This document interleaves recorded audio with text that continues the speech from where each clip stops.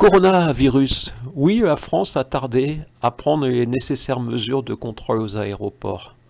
Si Madame Agnès Buzyn a quitté le gouvernement, c'est peut-être qu'elle avait conscience qu'un jour on lui reprochera ce manque de réactivité. Ma chronique du 25 janvier 2020 l'expliquait déjà. Absence de contrôle dans les aéroports, donc 3 cas en France, qui ont eu le temps de contaminer leurs proches. Cette chronique fut naturellement quasiment invisible.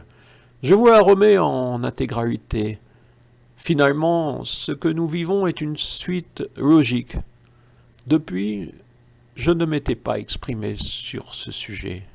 Coronavirus, absence de contrôle dans les aéroports et donc 3 cas en France qui ont eu le temps de contaminer leurs proches avant d'être hospitalisés. Un à Bordeaux, 2 à Paris. Selon la ministre de la Santé, Agnès Buzyn, les contrôles dans les aéroports ne figurent pas parmi les recommandations de l'OMS. Donc, contrairement à l'Italie et le Royaume-Uni, la France ne les a pas instaurées, malgré un nombre important de résidents permanents à Wuhan, 500, avec la présence de nos grandes entreprises Peugeot, Citroën, Renault, L'Oréal, Total.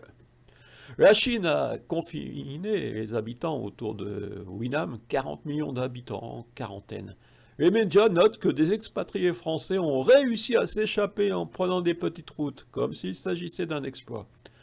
Le Corona 219-NCOV est en France et la ministre de la Santé, Agnès Buzyn, en semble fière.